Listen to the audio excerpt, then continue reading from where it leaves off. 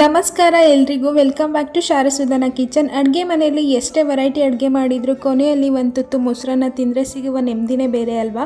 ಅದರಲ್ಲೂ ಮಧ್ಯಾಹ್ನದ ಉರಿ ಬಿಸಿಲಿಗೆ ಅಥವಾ ರಾತ್ರಿ ಲೈಟಾಗಿ ಏನಾದರೂ ತಿನ್ನಬೇಕು ಅನಿಸಿದರೆ ಈ ಮೊಸರನ್ನ ಬೆಸ್ಟ್ ಆಪ್ಷನ್.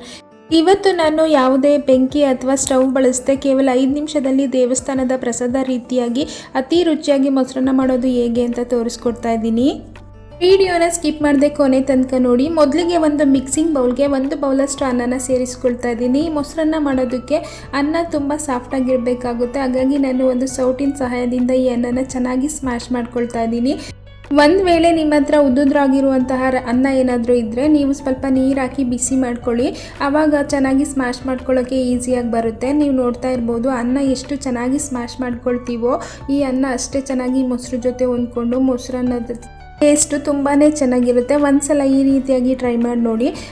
ಅನ್ನನ ಈ ರೀತಿಯಾಗಿ ಚೆನ್ನಾಗಿ ಸಾಫ್ಟ್ ಆಗೋವರೆಗೂ ಸ್ಮ್ಯಾಶ್ ಮಾಡ್ಕೊಳ್ಳಿ, ಇಷ್ಟಾದರೆ ಸಾಕಾಗುತ್ತೆ. ನಾನು ಇವಾಗ ಇದಕ್ಕೆ ಯಾವ ಬೌಲಲ್ಲಿ ಅನ್ನನ ತಗೊಂಡಿದ್ದೀನೋ ಅದೇ ಬೌಲಲ್ಲಿ 1/4 ಬೌಲಷ್ಟು ಮೊಸರನ್ನ ಸೇರಿಸ್ಕೊಳ್ತಾ ಇದ್ದೀನಿ. ನೀವು ಇನ್ನೂ ಸ್ವಲ್ಪ ಜಾಸ್ತಿ ಕ್ವಾಂಟಿಟಿಲೂ ಕೂಡ ಸೇರಿಸ್ಕೊಳ್ಬೋದು. ಹಾಗೆಯೇ ಇದಕ್ಕೆ 1 ಚಿಕ್ಕ ಗ್ಲಾಸಷ್ಟು ಕಾಯಿಸಿ ತಣ್ಣಗಾಗಿರುವಂಥ ಹಾಲನ್ನು ಸೇರಿಸ್ಕೊಳ್ತಾ ಇದ್ದೀನಿ. ಹಾಲನ್ನು ಸೇರಿಸ್ಕೊಳ್ಳೋದ್ರಿಂದ ಮೊಸರನ್ನ ತುಂಬ ಹೊತ್ತು ಫ್ರೆಶ್ ಆಗಿರುತ್ತೆ. 2-3 ಗಂಟೆ ಬಿಟ್ಟು ತಿಂದ್ರೂ ಅದು ಹುಳಿಯಾಗಲ್ಲ, ಹೋಟೆಲ್ನಲ್ಲಿ ಸಿಗೋ ಥರನೇ ಫ್ರೆಶ್ ಆಗಿರುತ್ತೆ. ಇದನ್ನು ಗಂಟ್ಗಳಿಲ್ದಾಗೆ ನೀಟಾಗಿ ಮಿಕ್ಸ್ ಮಾಡ್ಕೊಳ್ಳೋಣ. ಕನ್ಸಿಸ್ಟೆನ್ಸಿ ಹೀಗೆ ಇರಬೇಕು, ತುಂಬ ತೆಳುವಾಗಿನೂ ಮಾಡ್ಕೊಳ್ಬೇಡಿ, ತುಂಬ ಗಟ್ಟಿಯಾಗೂ ಮಾಡ್ಕೊಳ್ಬೇಡಿ.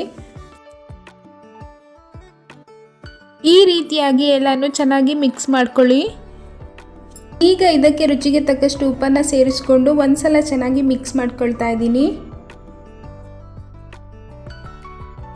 ಮಿಕ್ಸ್ ಮಾಡ್ಕೊಂಡಿದ್ದಾದಮೇಲೆ ಇದ್ರ ಜೊತೆಗೆ 1/4 ಟೀ ಸ್ಪೂನಷ್ಟು ತುರ್ಕೊಂಡಿರುವಂಥ ಶುಂಠಿನ ಸೇರಿಸ್ಕೊಂಡಿದ್ದೀನಿ. ಹಾಗೆ 1 ಹಸಿರು ಮೆಣಸಿನ್ಕಾಯಿನ ಸಣ್ಣದಾಗಿ ಕಟ್ ಮಾಡಿ ಸೇರಿಸ್ಕೊಂಡಿದ್ದೀನಿ.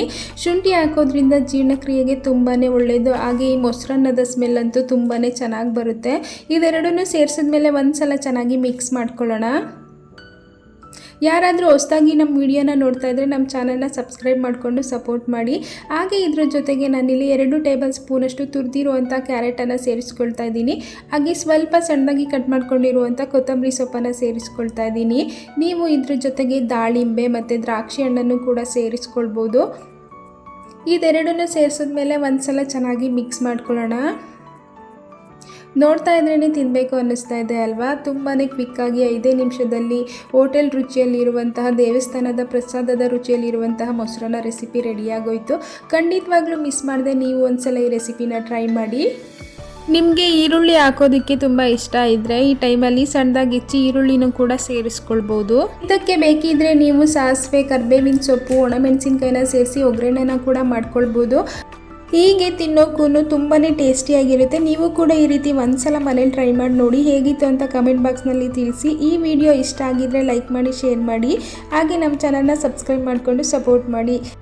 ನೆಕ್ಸ್ಟ್ ವಿಡಿಯೋದಲ್ಲಿ ಮತ್ತೆ ಸಿಗ್ತೀನಿ. Thanks for watching.